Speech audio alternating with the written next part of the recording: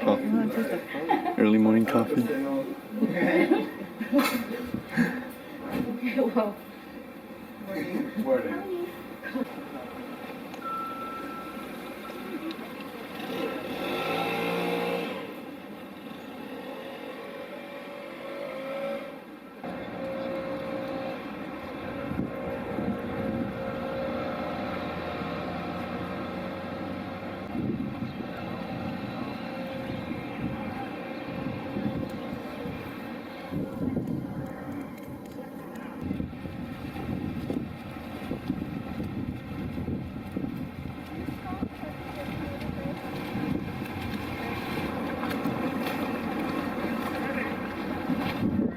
everybody on the left. This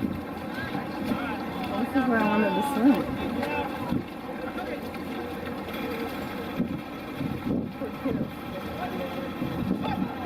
See, actually, this is perfect.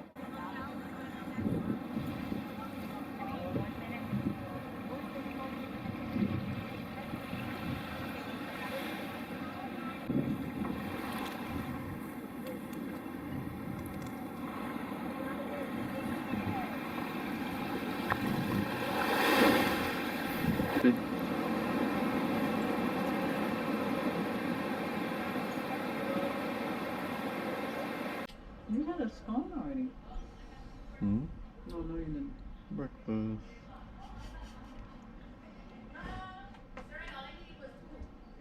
The Seahorse farm. Oh, okay. And we'll be going to play with seahorses. Okay, there they all are. Now here on this farm, we have pampered, spoiled seahorses living over 18 years of age, right? So we're proud of that, but you wouldn't see that in the wild.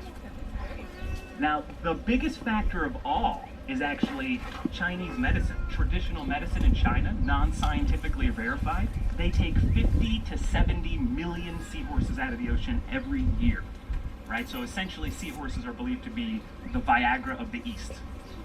Right, I'll let you explain that to the young ones if you want. But those are kind of the main factors affecting seahorse populations. And one of these resources we have, or secret weapons, is actually right down this hill. So that's going to be our first stop on the tour. If you guys want to follow me down there, that's great. This pond, and in these cups, are an endemic type of shrimp called opai ula. So in Hawaiian, opai means shrimp, ula means red. And endemic means they're found here in Hawaii and nowhere else in the world. Right now, these opai ula shrimp passing around in this glass here, they are fully grown. So we gather up these opai ula shrimp, right, and we feed them to our breeding pairs of seahorses. Right, that's how we have so many healthy, happy babies here. Now, so this is one of our secret weapons, right? Most people do not have an endemic shrimp pond in their backyard. So most people who have seahorses do not have the appropriate food for them. Now, this environment here is called an alkaline pool. So this is a brackish body of water, both freshwater and saltwater.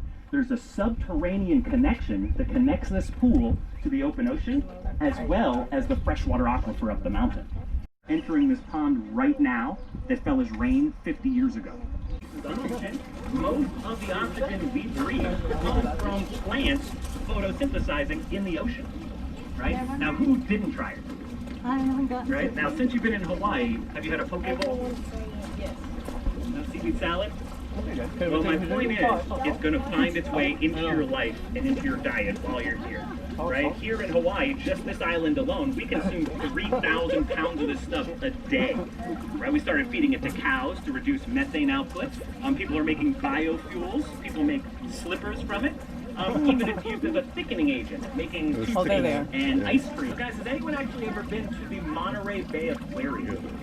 Oh yeah, all right. Has anyone heard of the Seafood Watch program developed by them? Okay, we're gonna dump it in the middle. 1, 2, 3, all in the middle. All right, now what we're gonna witness is the top speed of a seahorse. They're hungry. Witness the blinding speed of a seahorse. Now remember, they are not built for speed. Instead, they're built for camouflage. They even have chromatophores. They can change colors according to their environment. And remember, they are the worst swimmers of all bony fish. Now, the food that we just fed these guys just now, how is it different from the Opaikula shrimp we fed them before? It's white. What else is here? Visible. How about is it swimming? Okay, look at that. It's dead. This is dead mysis shrimp that comes from the freshwater lakes of Canada. So there, it's an invasive species. So fishermen gather it up, raise it, and sell it to pet stores around the world. So in the late 1970s, there was an energy crisis. And that's when the state decided to invest an enormous amount of money into generating electricity using temperature differences in the ocean. It's called Ocean Thermal Energy Conversion, or OTEC. So what they decided to do was run 2 pipes into the sea. They ran one pipe down about 200 feet, and it draws up warm surface water. The other pipe went down 3,000 feet, drawing up cold, deep water. The idea was that these 2 different water sources, the temperature differential, right, when placed inside of a Lockheed Martin turbine, would spin the turbine, and they attempted to reach equilibrium and generate electricity that way. Now, it did generate electricity, but the experiment was considered a failure. Even though it was the country's largest green economic development project at the time, it was an utter failure.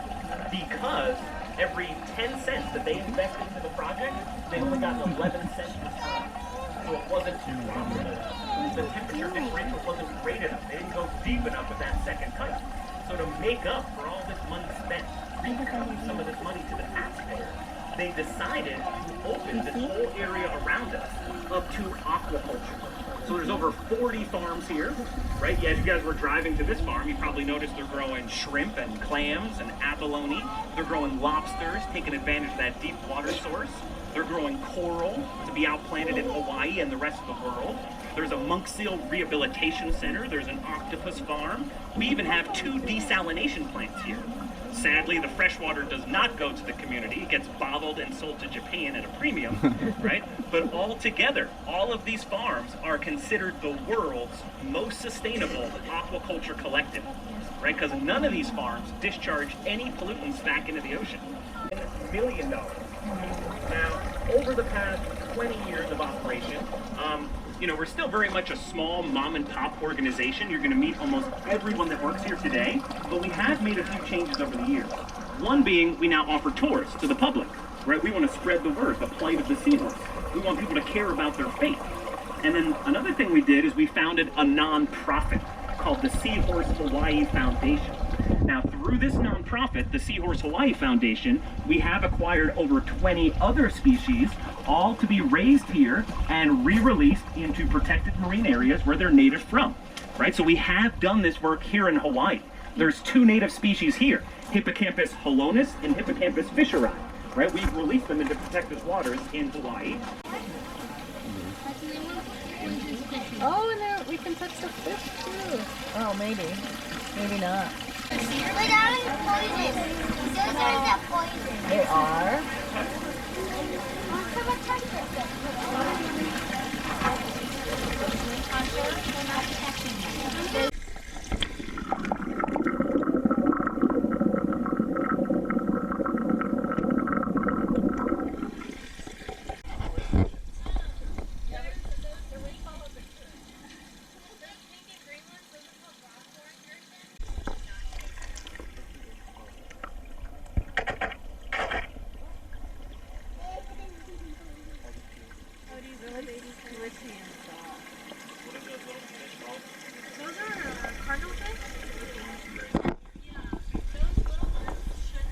Alright, you can pop your hands in the tank. Come nice and low as you can go. There.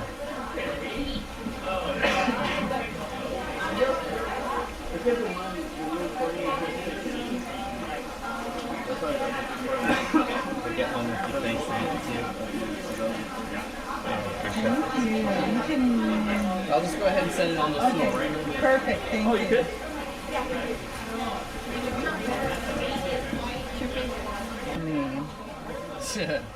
Like, I don't know about You this. have held a seahorse. Alright, I'll go ahead and stick her off. You separate your fingers from me. And then which hasn't done it yet either. Separate your fingers. There we are. Perfect. Okay, so let's check out some more seahorses.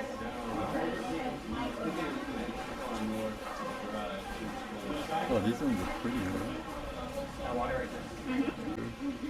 Make a shakalini. Okay, Shaka.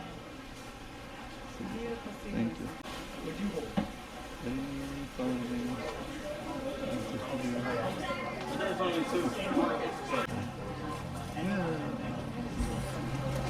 Hedgehog.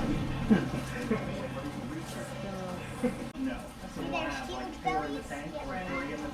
It's And pregnant. they get Little their own hot bellies. We know it came from. This one is the super pregnant one. Oh my gosh, is that beautiful? And yeah, they're not monogamous in those tanks either. So yeah, the males. I think he wants. Yeah. He doesn't care if that he's pregnant. Did you see enough seahorse? Walk around looking at any more of them? So we could see the opening. Yeah, it looks almost like a belly button. Yeah. Yeah. So Is there a that's reason why they like open it up sometimes? so if he's opening it, he's getting ready to give birth. So it only opens to accept eggs and then to discharge Expel. bride. Yeah. So we're just gonna stay here.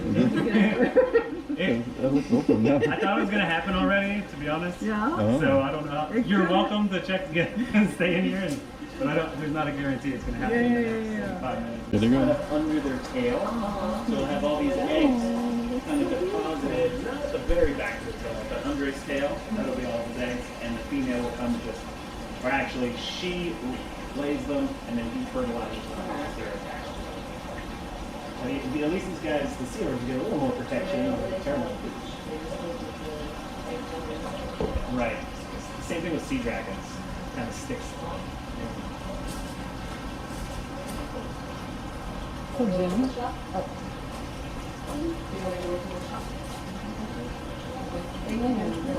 So Jim, these two have been swimming around together. Is that male and female one? Or No, not necessarily? These two guys here, Yeah. the super pregnant and the guy, the Yeah. lady. White? Yeah. Yeah, so that is a lady. Yeah. So they've been doing like almost this dance all So- around the tank. So that means like 99% that those are her eggs in there. Oh. Okay. But this isn't him necessarily, because when he opened up the puka, was he wanting her to? More? Yeah. That's a possibility, but yeah, there as he's already pregnant right now. Yeah, probably not. Right. Okay. But it just looked like, it almost looked like a romance, a courting kind of thing.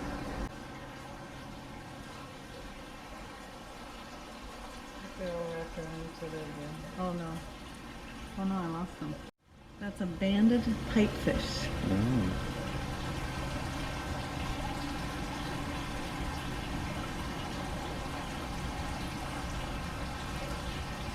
They're usually like 20 meters deep. Ooh, beautiful.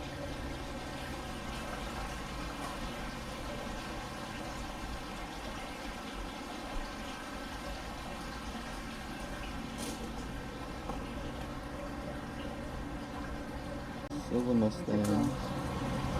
Silver Mustangs with, Oh, yeah. with pipefish. Oh yeah. Oh.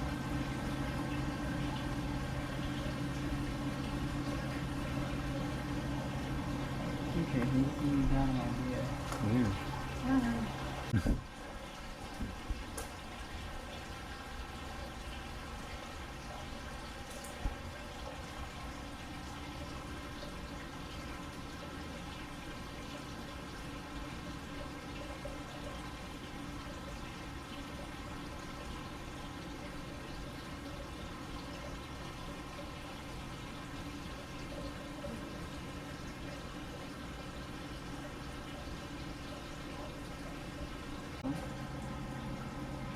No, unless he just gave birth.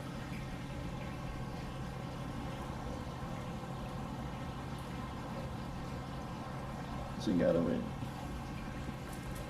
He's chasing her.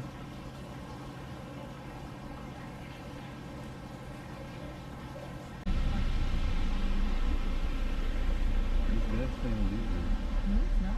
He was really perfect. Oh, okay. Gonna go where it says custom Parking only. Okay, there you go. Perfect.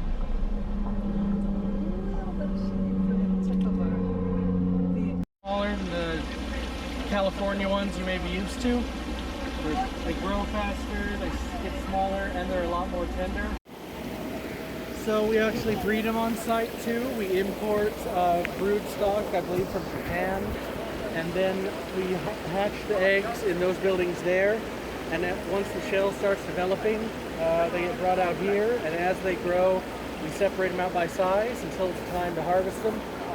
Usually around 2.5 to 3 years or so, but it can vary based on the size. At any one time, we'll be raising about 3 to 5 million. And, yeah. Right, just right here? Here, there, and more over there. Okay. What we do is there's a state-owned pipeline, and that brings in cold water from about 3,000 feet down, and we mix that with some of the surface water to adjust it to the right temperature. It's a red algae, I believe, found in the North Atlantic, North Pacific. So all of these are the same type of abalone that you bring in from Japan? Originally, yeah, from Japan, and we raise them here, partly because there's so much sunlight here, and their food loves sunlight. A little salty. Is it edible? From right from the tank for us? Well, no one's keeled over yet. Oh yeah, that's not bad. I got my salad for the day. Yeah. Are they sensitive to light? They're not fans, they are nocturnal. They're not, okay. Their eyes, you might have seen, they got beady little eye stalks. I didn't see They can't one. see much more than light and shadow. Now, as you saw, they like to stick to things. They also like to stick to each other. Kind of a pain when it's time to sort them. So that big old basin they're all gathered around has water with carbon. They basically just separate them out with little pry bars, spray them, and just send them each down. They can do it pretty quick. So there's a scale down there, you raise it, and then... I can see the computer like right there. A little drowsy. And then they weigh them.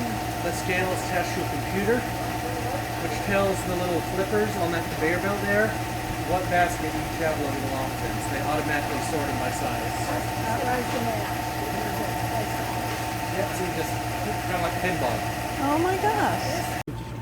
Oh, we can... 触覚じゃないのも出てる。なんか足。Thank you.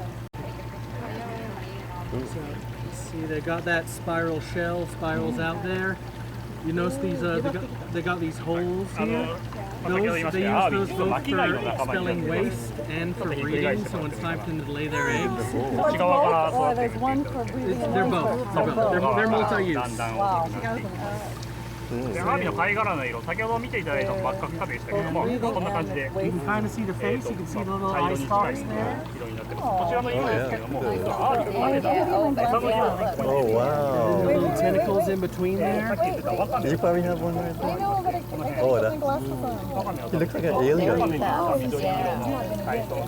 looks like some kind of alien. 緑色に近い形になってきます。 This must be real cooperative. Yeah. Oh my gosh. Is that the tongue, the black thing? In between the two long tentacles is where the tongue would be. Yeah, so I'll bet that's the tongue, the black 見えま part. したか。 That sort of black circle looking 内 thing. 側が頭からなります。 What's all the little squiggly soft stuff like around They here? have a lot of little tentacles around the edges as well, in addition to the long ones. Usually if there's sort of a greenish color in the guts, it's a female. If it's more beige, it's male. I think I got a male. Greenish. Oh. Kind of like this. Let me get this. This part here, kind of. If it's, I believe this one is a male. This looks. I think that's. See the kind of beige part there. I think this is a male. 最終的には口になるんですけども、 Oh, they're gonna そう flip ですね、貝殻に themselves. 穴が開いてるかと思います。はい、その部分 He's, から he's Oh, yeah, that was moving. thinking about it. He's moving, yeah. He's throwing up bubbles. They're pretty solidly attached. Even if it looks like they're about to twist themselves out of the shell, they're pretty well. That one's going for it. Oh my gosh! Look at his. And look at hers. Hers is Yeah, hers really like right out the Oh, look at it. 先ほど卵が緑色というふうに申し上げましたけれども、緑色のが They're kind of. You gotta be careful because otherwise they can get hurt by. But there. A spatula. あと穴何個あった？ I didn't see him. はい 2、3、4、5。 That one's going for it. Oh yeah. Oh, there he There it goes. goes. Wow. It turned over. Yeah. Oh, thank you. 正解は穴は実は4個か5個しか開い Yeah, て it's なくて just like a little たくさんあるように見えますよね。開いてるのがって、はい、 So そう as なんです。 for 実はですね、eating, we're not going to be eating these ones, but basically you can eat just about every part. Only part we don't usually prepare is the mouth, because that's got tentacles and is all chewy. で、アワビに似た仲間でコブシ Oh, と this one's going for タイ it. がいるんですけど、 And that コ one. ブシはもうちょっと穴が開いてる数が多くて、だいたい7個ぐらい。 Oh, almost got it. Maybe that one. そういう見分け方もできますし、コブシの方が小さめ。あとですね、穴の形が火山みたいに。 Even the guts can be eaten. They've got kind of a stronger flavor to them, different texture. I've heard them described as being kind of like the inside of a crab, like crab butter. Ooh. 順番とかない So you had to cut them up before? 食べれるか Yeah, it makes it easier to これ熱いんで気をつけてくだ serve. さい You can cut them up after, but for just ease of Yeah. serving. So we have the meat, and up front here we have guts. If you're a bit more daring.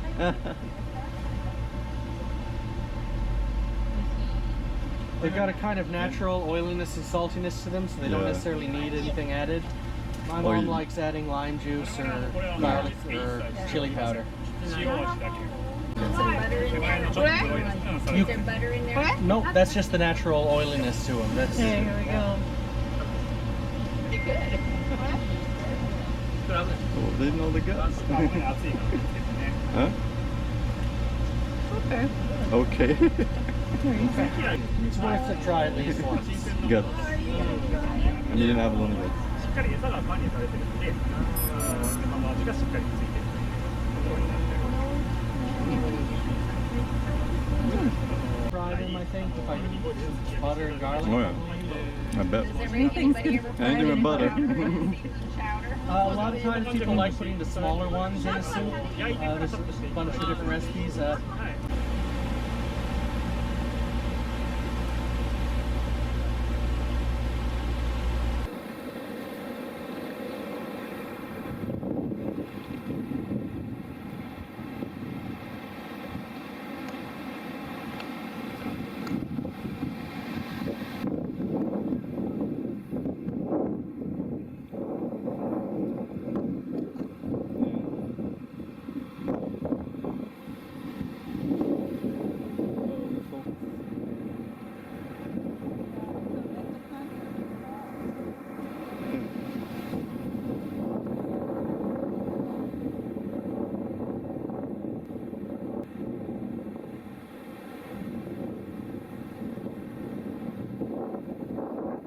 Okay, I'm coming for you, babe. Coming for you.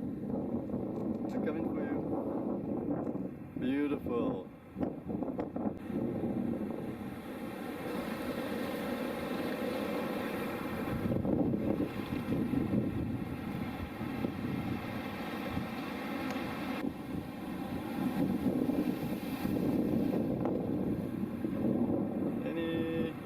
Any.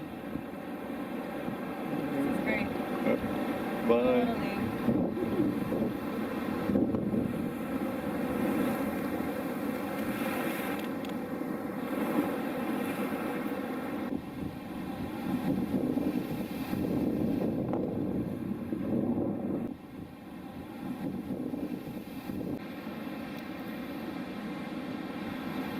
Perfect.